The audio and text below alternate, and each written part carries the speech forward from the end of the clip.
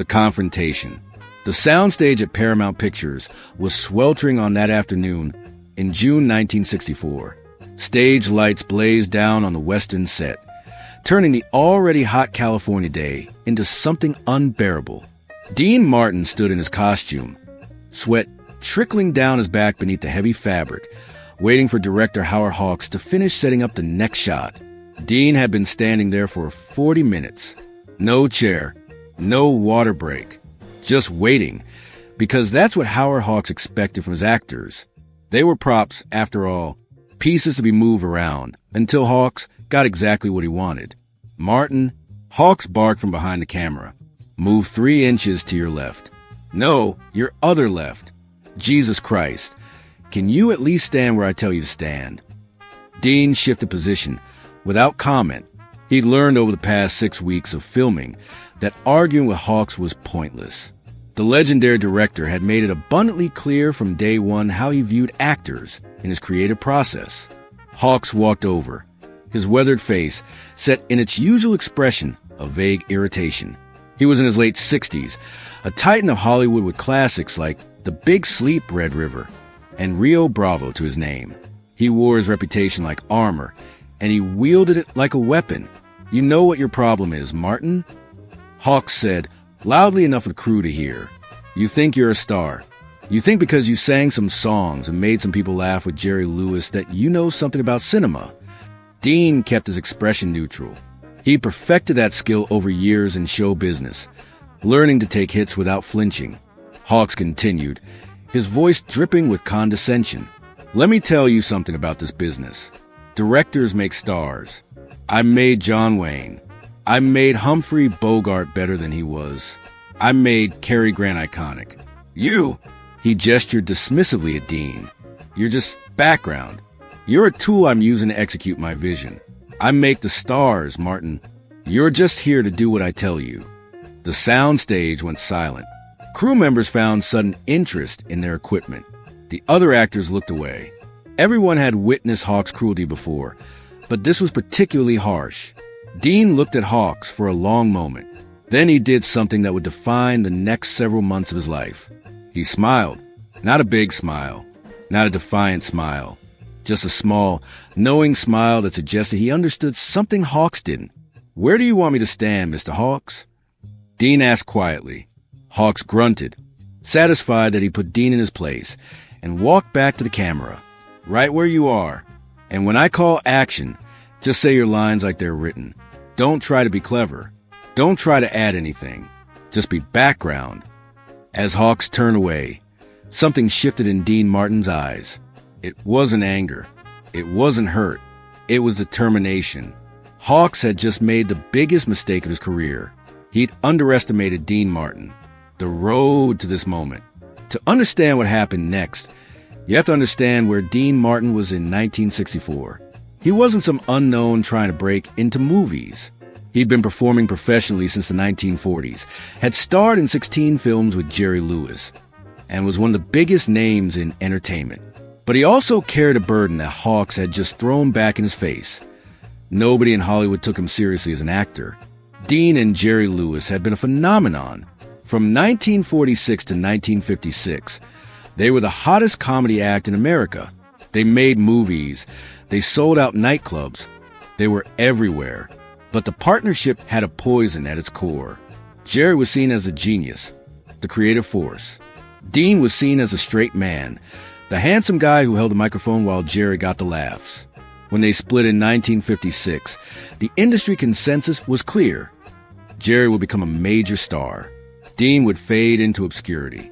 Except Dean didn't fade. He pivoted to music and became one of the biggest recording artists in the world. That's Amore, Volare. Everybody loves somebody. Hit after hit after hit. He had his own television variety show that dominated ratings. He was charming, talented, and beloved by millions. But Hollywood still didn't respect him as a serious actor. To directors like Howard Hawks, Dean Martin was a singer who sometimes appeared in movies. A personality, not an artist. Someone who could hit his marks and say his lines, but not someone who could truly inhabit character or command a screen. This role was supposed to change that. It was a Western, a genre Hawks had mastered. It was a chance for Dean to prove he could carry a dramatic film, that he could be more than the smooth crooner in a tuxedo. He'd taken a pay cut to work with Hawks, believing that the legendary director could elevate his career. Instead, he'd walked into a nightmare. Howard Hawks, the auteur. Howard Hawks believed in the auteur theory before it even had a name. To him, a film was a director's canvas, and every element, every frame, every performance was a brushstroke in his larger vision. Actors weren't collaborators. They were paint. Hawks had developed this philosophy over 40 years in Hollywood. He directed some of the greatest films ever made, working with the biggest stars of multiple generations. And his method was consistent. He broke actors down, stripped away their vanity and their ideas, and rebuilt them as instruments at his will. With John Wayne, he created the definitive Western hero. With Humphrey Bogart, he crafted the quintessential hard-boiled detective. With Cary Grant, he perfected sophisticated comedy. Hawks didn't just direct these actors. He molded them, shaped them, sometimes against their own instincts. And it worked. His films were classics. His reputation was unassailable. So when actors signed on to work with Hawks, they knew what they were getting into. They knew he'd be demanding, dismissive, sometimes cruel. They accepted it because a Hawks film could make your career. But Hawks had a blind spot. He believed his method worked because of his genius, not because of the talent of the actors he was working with. He genuinely thought he was creating performances, not guiding them. When an actor succeeded in one of his films, Hawks took full credit. When they failed, it was because they hadn't followed his instructions precisely enough. This arrogance had started to show cracks in recent years. Not every Hawks film was a masterpiece anymore. Some of his recent work had been criticized as stale, as retreading old ground. But Hawks' ego wouldn't allow him to see it. Any problems were always someone else's fault, never his. So when he looked at Dean Martin, he saw a lightweight, a singer playing dress-up, someone who needed to be controlled, directed, and kept in line. Hawks never considered that Dean might have ideas, instincts, or talent that could enhance the film. That was his mistake. The grueling production. The production became a war of attrition, and Dean Martin was the target. Hawks deployed every trick in his arsenal to keep Dean compliant and demoralized. The costume was the first weapon. Hawks had designed it himself. Tight leather pants that restricted movement, a heavy jacket that trapped heat, boots that were half a size too small. It needs to look authentic, Hawks insisted. Cowboys didn't wear comfortable clothes. But the other actors had comfortable costumes. This was specifically for Dean. Hawks wanted him physically uncomfortable, believing it would make him more pliable, less likely to question direction. Dean wore the costume for 12, 14, sometimes 16 hours a day. His feet blistered. His back ached. The leather chafed his skin raw in places. But he never complained. Not once. He just showed up every day, put on the torture device Hawks called a costume, and waited for his cues. The shooting schedule was equally brutal. Hawks insisted on doing take after take after take, often without explaining what he wanted differently. Again, he'd say. Again, again, again. Sometimes they'd do 30 takes of a simple scene, and Hawks would use the second take in the final film. It was about control, about breaking Dean's will. Hawks refused to listen to any suggestions. In one scene, Dean had an idea about how his character might react to a piece of news. It was a small thing, a subtle shift in body language that would have added depth to the moment. Dean mentioned it to Hawks during rehearsal. "Did I ask for your input, Martin?" Hawks said coldly, "No, sir, I just thought." "I don't pay you to think. I pay you to do what I tell you. Say the lines. Hit your marks. Be background. That's your job." The crew watched these exchanges with growing discomfort. Many of them had worked with Hawks before and had seen him be tough on actors. But this felt different. This felt personal. Hawks seemed determined to humiliate Dean, to prove some point about the hierarchy of filmmaking. But something strange started happening around week 4 production. While Hawks was focused on breaking Dean down, Dean was quietly building something up. He started making tiny choices in his performance. The way he held his shoulders, the particular rhythm of his speech, the small pauses before certain lines. None of these things were big enough for Hawks to notice or object to. They were subtle, almost imperceptible, but they were adding up to something. Dean had realized that Hawks' micromanagement only extended to the obvious. If Dean stood where Hawks told him to stand and said the lines as written, Hawks was satisfied. He didn't pay attention to the nuances, to the small details that actually create a memorable performance. So Dean gave Hawks exactly what he asked for on the surface, while underneath he was crafting something entirely his own. He was using Hawks' dismissiveness against him, flying under the radar while building a character that was entirely his creation. The cinematographer noticed it first. "There's something different about Martin," he mentioned to the camera operator during a break. "Watch his eyes in that last scene. There's something going on there." Then the script supervisor commented on it. "Has Dean changed his line readings? They sound the same, but they feel different somehow." Even the other actors started to notice. In their scenes with Dean, they found themselves reacting to things he wasn't overtly doing. He had a presence, a magnetism that was drawing focus even when he was meant to be background. Hawks, convinced that Dean was simply following orders and being adequately professional, didn't see what was happening right in front of him. He'd review the dailies and think, "Good, Martin's doing what I told him." He never looked deeper, never saw the transformation occurring. Dean, meanwhile, endured every dismissive comment from Hawks, every uncomfortable hour in that costume, every moment of being treated like a prop instead of a professional became fuel. He wasn't angry. Anger would have clouded his judgment. Instead, he was focused, determined, patient. He'd spent his entire career being underestimated. Jerry Lewis had gotten the critical acclaim, while Dean was dismissed as just a handsome sidekick. Music critics had called him lightweight compared to Sinatra. Television critics said his variety shows succeeded despite him, not because of him. Everyone always wanted to credit someone else for Dean Martin's success. His partners, his writers, his producers, his directors. Never Dean himself. Hawks was just the latest in a long line of people who thought they knew better than Dean what Dean Martin should be. And like all the others, Hawks was about to learn he was wrong. By the final week of shooting, Dean had crafted something remarkable. Every criticized aspect of his performance, every element Hawks had tried to suppress or control, had been transmuted into gold. The stillness Hawks demanded became magnetic restraint. The simple line readings became loaded with subtext. The background presence became the center of gravity in every scene. And Hawks, still convinced he was a genius orchestrating it all, had no idea what Dean had actually accomplished. Dean's silent revolution. The magic of what Dean Martin did on that film is difficult to quantify, but it's impossible to miss when you watch it. While Hawks was focused on blocking and camera angles and his grand vision, Dean was building a character from the inside out. He took everything Hawks criticized and weaponized it. Hawks said Dean was too smooth. Dean leaned into that smoothness, making his character someone whose calm exterior masked dangerous depths. Hawks said Dean's voice was too musical. Dean used that musicality to create a hypnotic rhythm in his dialogue, making every word count. Hawks insisted Dean was just background. Dean made his character the kind of background that you couldn't stop watching. Even in scenes where he had no lines, where he was literally standing in the background, your eyes went to him. There was something happening behind his eyes, some calculation or emotion or thought process that made you want to know what he was thinking.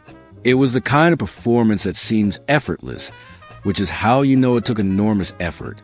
Dean made it look like he was barely trying, like he'd simply shown up and been himself. But every gesture was considered. Every glance was placed.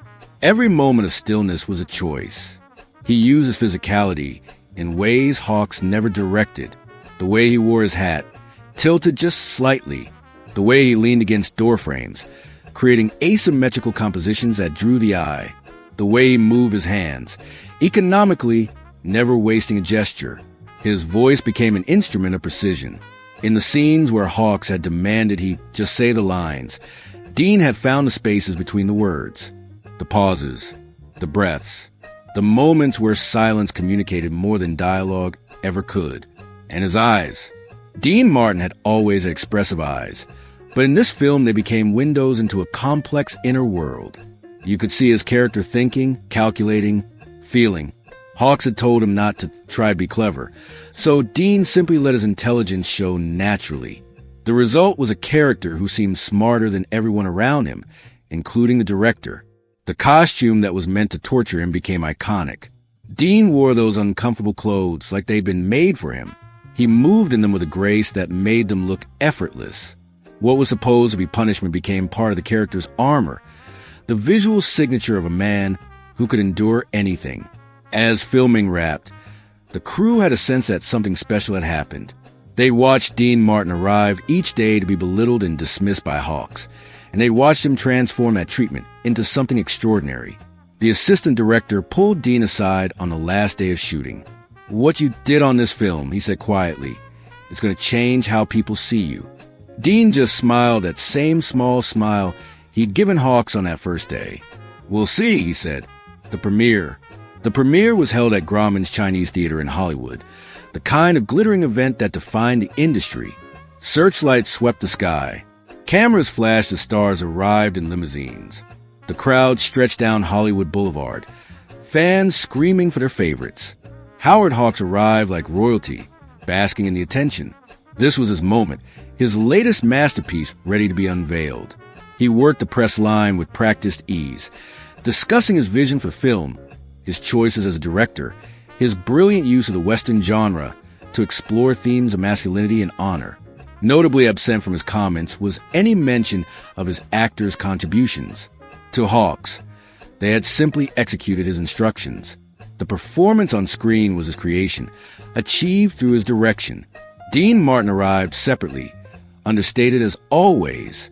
He posed for photographs, signed autographs, and deflected questions about his experience working with Hawks. "Howard's a legend," he said diplomatically. It was an education working with him. Inside the theater, the industry elite filled the seats. Studio executives, directors, actors, producers, everyone who mattered in Hollywood was there. These were the people who would decide the film's fate, who would determine if it was a success or a disappointment. The lights dimmed. The film began. Within the first 10 minutes, it was clear something extraordinary was happening. The audience, made up of jaded industry professionals who'd seen everything, was completely absorbed. And they were absorbed specifically by Dean Martin. Every scene, he was encrackled with energy. His presence was magnetic, commanding. The character he'd created was complex and compelling. Someone you wanted to watch, wanted to understand. His line deliveries got laughs in unexpected places, drew gasps in dramatic moments, created tension through sheer stillness. The costume looked perfect on him. The way he moved, the way he spoke, the way he simply existed on screen, all came together into something iconic. This wasn't Dean Martin the singer or Dean Martin the comedian. This was Dean Martin the movie star, undeniable and unforgettable. As the film progressed, people in the audience began to whisper, "Martin's incredible in this." When did Dean Martin become this good? He's owning every scene. Hawks, sitting in the front row, heard the whispers. He smiled to himself. See? His direction had transformed Martin. He'd taken a lightweight and created a star performance. This was exactly what he told Dean. Directors make stars. When the credits rolled, the applause was thunderous. A standing ovation that went on and on.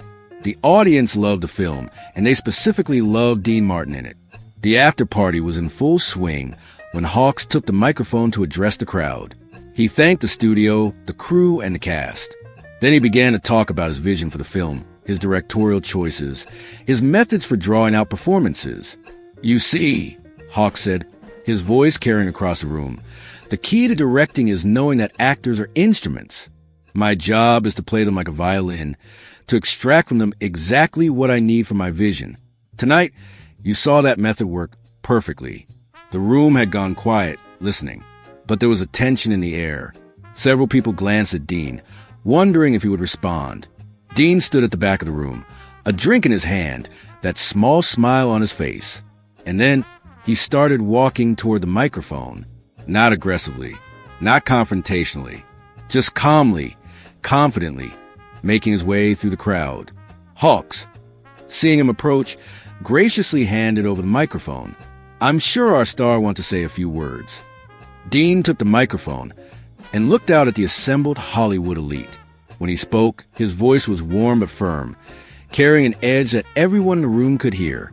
"Thank you, Howard, for those kind words about your process. I do want to thank you, sincerely, for this opportunity. Working on this film was indeed educational." He paused, letting that word hang in the air. "You taught me something important, Howard. You taught me that sometimes the best thing a director can do is get out of an actor's way." A few nervous laughs rippled through the crowd. Hawk's smile tightened. Dean continued, his tone remaining pleasant but his words cutting. "See, Howard told me on the first day that I was just background, that he makes the stars and I was just a tool. And you know what? He was half right. He did make this film. But what you saw on screen tonight, the character you all seemed to respond to, that wasn't Howard's creation. That was mine." The room was completely silent now. Every choice you saw me make, every gesture, every line reading, every moment, those were my decisions. Made despite being told not to make any decisions at all. Made while being treated like a prop instead of professional.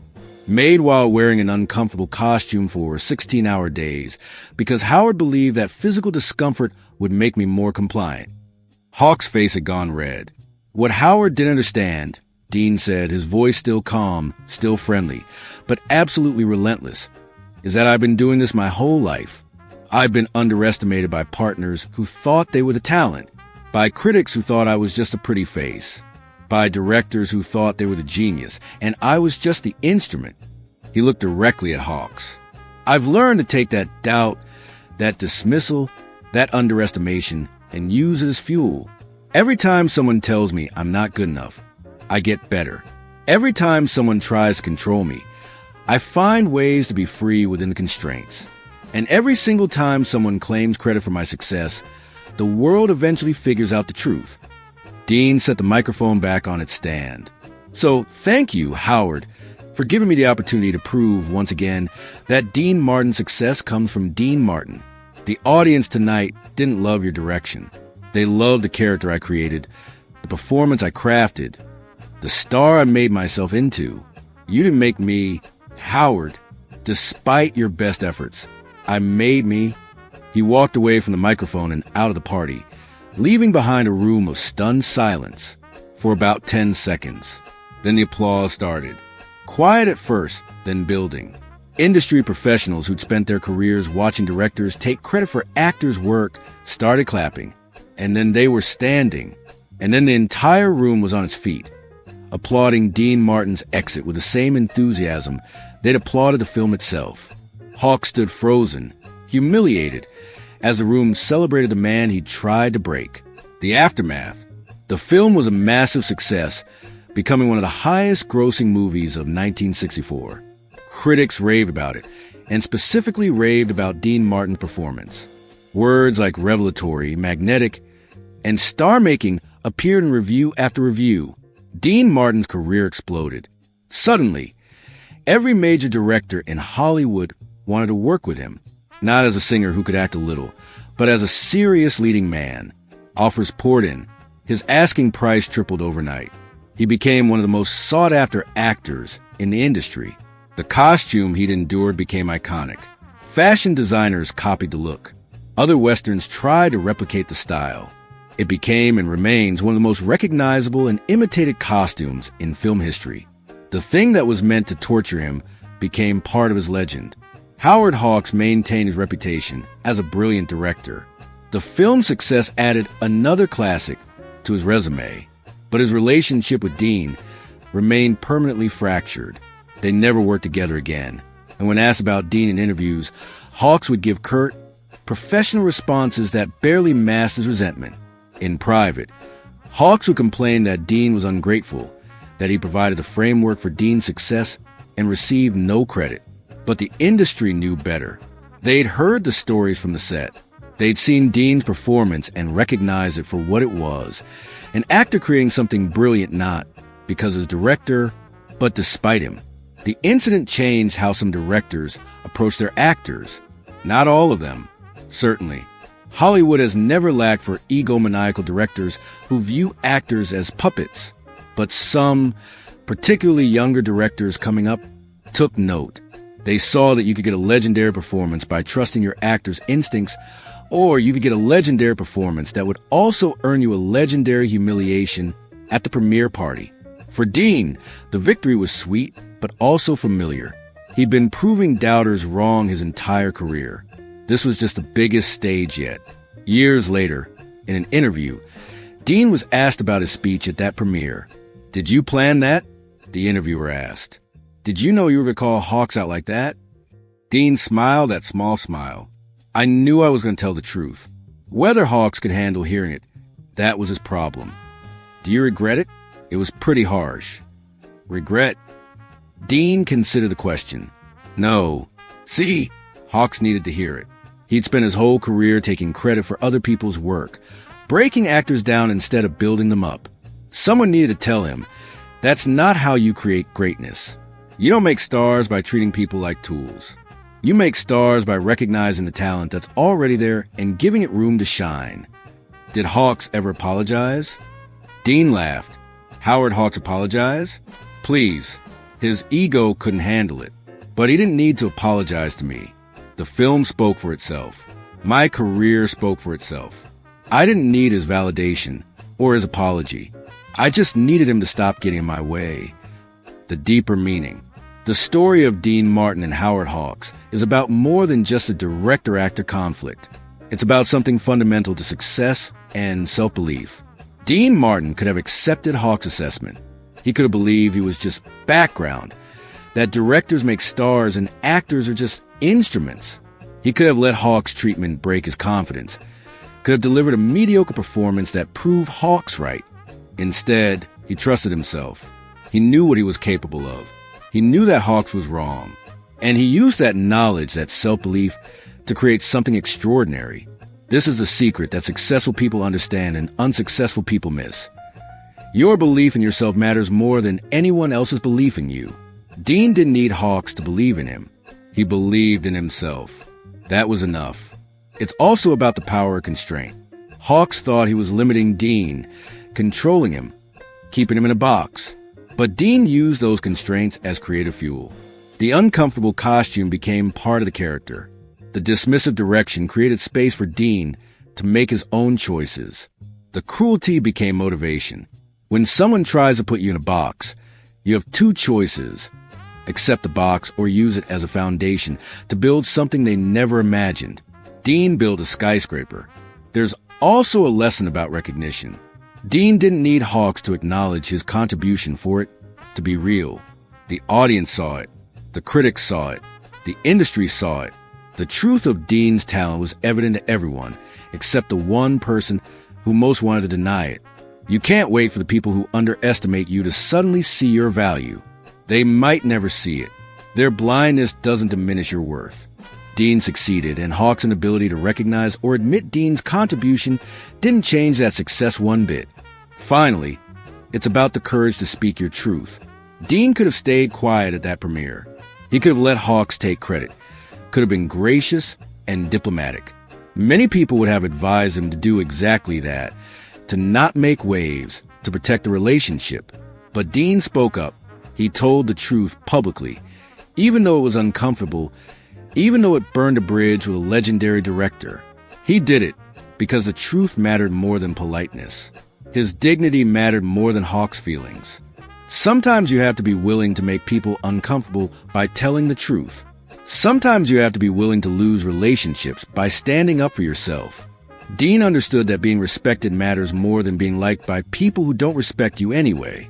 The legacy of that premiere speech, that performance, that entire experience is this: Dean Martin proved that your success doesn't require other people's belief. It doesn't require their support, their acknowledgement, or their validation. It requires your belief, your work, your refusal to accept other people's limitations on your potential. Howard Hawks told Dean Martin he was just background, that directors make stars. Dean Martin responded by making himself a legend, despite everything Hawks did to prevent it. And that's the real story. Not that a great director created a great performance, but that a great actor created a great performance while a supposed great director tried to stop him. Sometimes success doesn't come from others believing in you. Sometimes it comes from trusting yourself and proving the doubters wrong. Dean Martin understood that better than anyone, and on that night in 1964, he proved it to the entire world.